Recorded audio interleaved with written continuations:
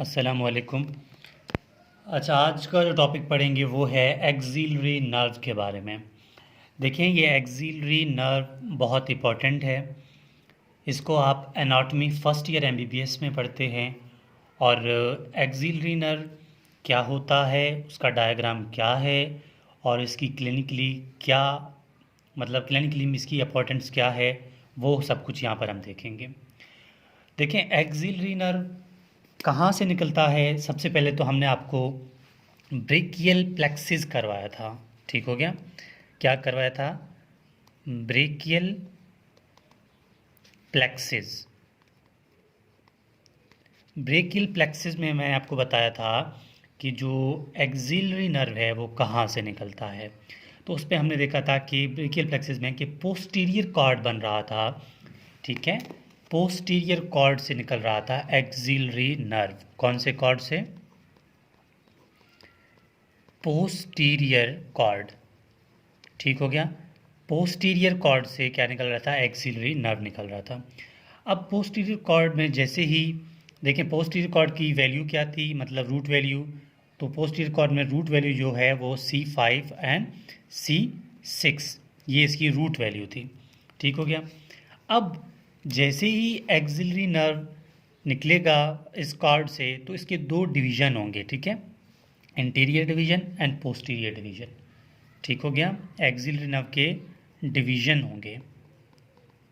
ठीक हो गया? ये हम थियोरिटिकली जस्ट बता रहे हैं, इसके बाद एक डायग्राम बनाएंगे ताकि सब कुछ क्लियर हो जाए। ठीक हो गया?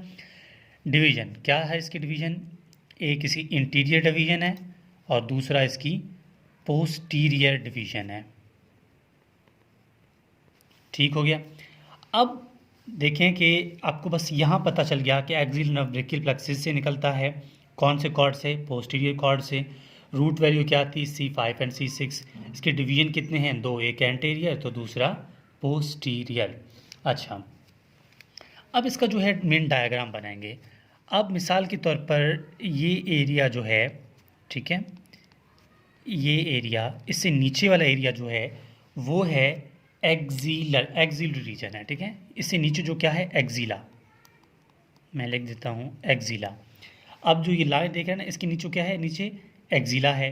ऊपर जहाँ से ये समझ लें कि ब्रेकियल प्लेक्सिस निकलता है। तो ब्रेकियल प्लेक्सिस की रूट वैल्यू क्या थी पोस्टीरियर कॉर्ड से?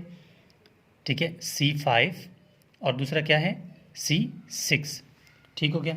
अब इनसे क्या होता है कि एक नर्व यहाँ से निकलता है और एक नर्व यहाँ से निकलता है। ठीक है, ये दोनों आते हैं, जुड़ने के बाद एक नर्व बना देते हैं। इस नर्व का नाम अभी क्या हुआ? Axillary nerve. ठीक हो गया? ये एक्सिलरी नर्व लाजमी बात है, नाम से जाहिर है एक्सिला में आएगा। एक्सिला में आने के बाद जैसे ही एक्सिला में आएगा तो इसके दो डिवीज़न होंगे। एक होगा पोस्टीरियर डिवीज़न और एक होगा इंटीरियर डिवीज़न। ठीक हो गया? एक पोस्टीरियर डिवीज़न हो गया और एक एंटीरियर डिवीज़न हो गया। अब सबसे पहले तो क्या होता है कि ब्रेकियल प्लेक्सिस की पोस्टीरियर कॉर्ड है, समझ लें ये यहाँ से निकला एक्सिलरी नर्व, इसके डिवीज़न हो गए। ठीक है, तो मैं यहाँ लिख देता हूँ कि ये भी क्या है? ये भी एक्सिलरी नर्व है। ये डिवीज़न हो गया किस में? पोस्टीरियर डिवीज़न और इंटीरियर में। तो मैं यहाँ पर इसका नाम लिख देता हूँ, ये क्या है? इंटीरियर डिवीज़न है इसकी। ठीक है, ये इसकी इंटीरियर डिवीज़न है और ये क्या है? ये इसकी पोस्टीरियर डिवीज़न है। ठीक हो गया? अच्छा, इसके बाद जैसे ही ये नर्व यहाँ पर बनेगा, ठीक है, जैसे ही ये एक्सिलरी नर्व यहाँ पर बनेगा तो एक्सिला के अंदर आने से पहले एक और ब्रांच यहाँ पर देगा।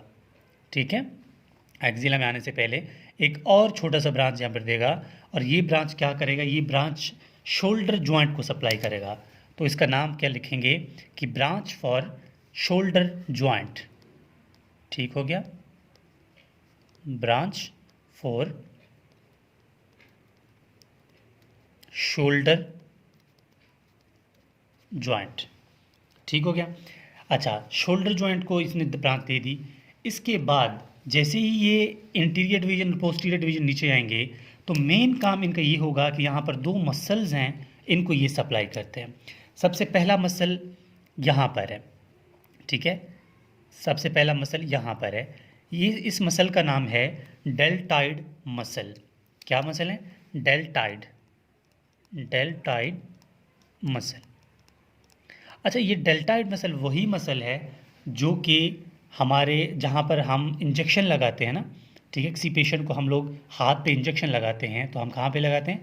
डेल्टाइड मसल पे लगाते हैं। ठीक हो गया। अच्छा, ये डेल्टाइड मसल को सप्लाई इंटीरियर डिवीजन भी करता है और पोस्टीरियर डिवीजन भी करता है। ठीक है, तो ये ब्रांच आती है और ये सप्लाई करता है इंटीरियर ब्रांच।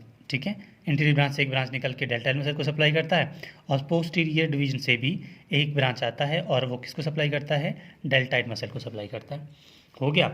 अब इसके बाद पहला मसल तो ये है, अब एक और मसल है यहाँ पर। ठीक है, यहाँ पर एक मसल है, इसको भी सप्लाई करता है एक्सिलरी नर्व, लेकिन सिर्फ और सिर्फ पोस्टीरियर डिवीजन, इंटीरियर डिवीजन नहीं करता। इंटीरियर डिवीजन और पोस्टीरियर डिवीजन दोनों डेल्टाइड को करते हैं, लेकिन इस मसल का नाम है टीरीज माइनर, टीरीज माइनर। लेकिन टीरीज माइनर को सप्लाई सिर्फ और सिर्फ पोस्टीरियर डिवीजन करता है। ठीक है, posterior division of axillary nerve इसको सप्लाई करता है। ठीक हो कि यहाँ तक समझ आई? अब इसके बाद क्या होता है? ठीक है, इसके बाद ये इसकी पोस्टीरियर डिवीजन नीचे जाती है और यहाँ से एक इंटीरियर डिवीजन नीचे जाती है। ठीक है, इसके बाद ये होता है कि इसका जो इंटीरियर डिवीजन है, इंटीरियर डिवीजन इतना ख़ास नहीं है। ठीक है, इतना इम्पॉर्टेंट नहीं है, लेकिन ये क्या करता है, इसके ये इंटीरियर डिवीजन जो है ये क्या करता है, इसके हम लिख देते हैं कि ये सिर्फ ये दोनों जो हैं ये क्यूटिनियस सप्लाई करते हैं स्किन के ऊपर। ठीक है, लेकिन इंटीरियर इतना इंपॉर्टेंट नहीं है, तो इसके लिए हम ये लिखेंगे कि इस सप्लाई द मतलब एक क्यूटिनियस तो है, सप्लाई तो करता है, लेकिन डेल्टाइड के ऊपर का जो एरिया है, ठीक है, डेल्टाइड मसल जो है इससे ऊपर के एरिया को थोड़ा सा ये क्यूटिनियस सप्लाई करता है, इतना ख़ास नहीं है। तो लिख देता हूँ मैं क्यूटिनियस सप्लाई। ठीक हो गया, cutaneous supply above deltoid muscle, deltoid muscle. फिर कहता हूँ डेल्टाइड वो मसल है जिस पे इंजेक्शन लगाते हैं हाथ में। ठीक है, हाथ में है, शोल्डर का जो एरिया है आप देखेंगे ना, खुद भी फील कर सकते हैं कि जहाँ पर इंजेक्शन लगता है वो डेल्टाइड मसल होता है। ठीक हो गया। इसके अलावा इसकी जो पोस्टीरियर डिवीजन है वो क्या करता है वो देखना है। ठीक है, पोस्टीरियर डिवीजन भी क्यूटिनियस सप्लाई है इसकी और कुछ खास नहीं है, लेकिन क्यूटिनियस जो सॉरी ये पोस्टीरियर डिवीजन है इसको एक और स्पेशल नाम देते हैं। ठीक है, और स्पेशल नाम इसका क्या है? इसका जो और स्पेशल नाम है वो है अपर लैटरल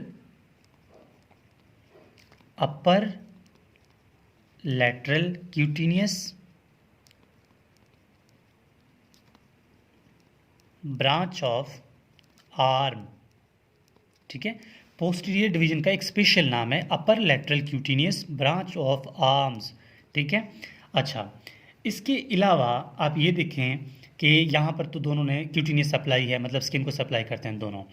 अब इसकी ये तो टोटल बना एक्सिलरी नर्व, क्या था कि इसकी रूट वैल्यू ये थी, उसके बाद एक्सिलरी नर्व बनाने के बाद दो मसल को सप्लाई किया जो कि इसका मेन काम है। ठीक है, अब इसकी क्लिनिकली इफेक्ट देते हैं कि क्लिनिकली इसका क्या इंपॉर्टेंट है। अच्छा, क्लिनिकली इसका इंपॉर्टेंट ये है कि ये जो इंटीरियर डिवीजन है ना, ये इंटीरियर डिवीजन जैसे यहाँ से निकलती है तो ये क्या करता है, वाइंड अप करता है खुद को, यानी कि अपने साथ मिला लेता है। ठीक है, किसके साथ? Surgical neck of the humerus के साथ। हम लिख देते हैं कि इंटीरियर ब्रांच जो है, ठीक है, इंटीरियर डिवीजन या interior branch wind up with surgical neck of